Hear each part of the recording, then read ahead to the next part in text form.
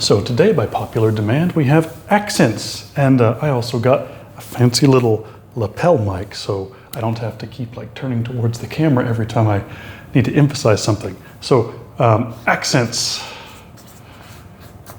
fun and complicated. By way of comparison, Spanish has relatively simple accents.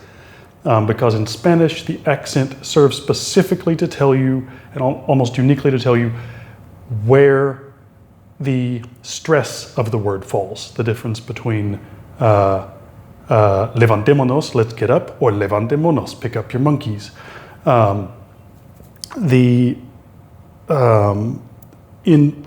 You also in Spanish see accents sometimes used for the difference between, for example, to distinguish homophones, of very common homophones. So tu can mean your, but if you want to say you, it's with an accent like that. Or the difference between si, if, or si, yes, okay? French does a little bit of this, specifically with the difference between a like this and a with an accent. A with an accent means at. A without an accent means has. It's the third person singular of avoir, to have, so has, just like in Spanish. So let's go through alphabetically, and I'll tell you about the accents. So on A, you have a few different things. So you have the accented A, like I just said, means to or at. And then you also have an A with a little hat. And this one is my favorite because it's useless, but it is etymologically interesting because it almost always represents the loss etymologically of a letter that was after. And you also see the little, it's called a circumflex.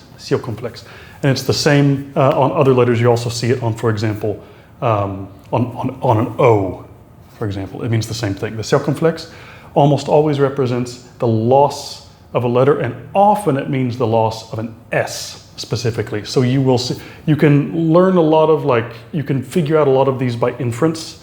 For example, one for A would be like on chateau.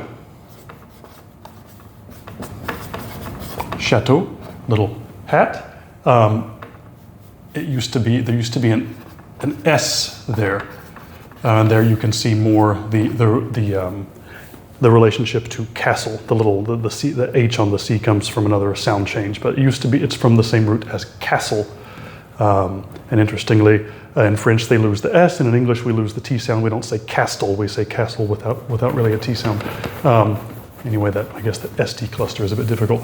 But yeah, anywhere where you see, you can see it on the E also.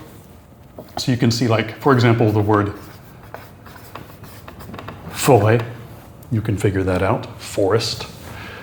There used to be an S there. And that's just the passage of time. Different accents have different emphases on different sounds, and they come and go. So you get those are the accents you see on A. Let's go with E. E is the very tricky one. E, you have several different accents on E. The most common, this is called the accent aigu. This is the one that you see usually on the end of words to indicate a past participle. One that you will be familiar with in English, for example, is like touché. And it's pronounced the same way you would pronounce it in English. A. It's a sharp sound, A. And then you also have what's called the accent grave. It's the accent grave, the serious accent. And this one is a little more muted. It's not as open as the A, it's eh. And you'll see this, for example, in words like père, father, mère, mother, eh. So this is a case where the accent does distinguish pronunciation with the E. The eh, père, mère, for example. Eyes. You will often, there's not an accent to distinguish pronunciation, except there is an accent to set it apart. This is called the tréma, the two dots over the I. And this means do not put it in a diphthong with the previous sound. So you will, a word and where you still see this used in English is naive. Okay, naive. If there were not these dots there, what would that mean? How would that sound? AI together without an accent? Neve. Like in AI, like in the word like j'ai. And in different accents, you'll hear this differently. Some people will say j'ai, some people say j'ai. It can be a little more open and closed. It doesn't matter that much. You'll be understood. But what you do need to be sure is to note that when you have the tréma there, you are breaking that apart. You're not saying nave, you're saying naive. Two separate vowel sounds. And that's easy to remember if you just think of the English word. You don't really get, you can get, like I mentioned, you can get like the circumflex, or you can get a tréma on the O sometimes. It's relatively rare. The weird thing you will often see with an O is it's called a digraph or a diglyph, where you get the O mixed into an E. Like this, the O and the E together.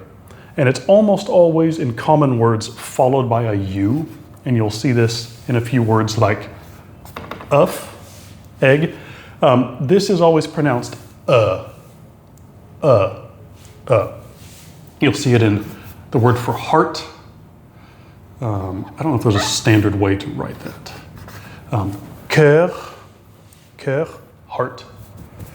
Like a corazón in English. Egg, like ovum, from the root of ovum. Some other words. I can't think of any others right now. There are many common words though. But yeah, this is always and especially when followed by the U, it's all together. It goes and cœur.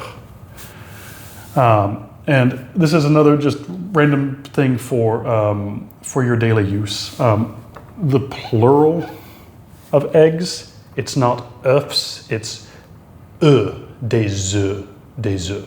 Strange outlier. I'm sure they have an etymological rule. The Académie Française has a rule for why it's said that way. In reality, it's just an outlier. But yeah, œuf, cœur, and then on the U, what do we have as an accent on the U? Can't think of any words with an accented U. Yeah, there might not be. Some other accents you do have, so like I mentioned, the circumflex, the hat, goes on several different vowels. It's often etymological. It can sometimes distinguish between homophones. So you get the little tréma on. For example, sur.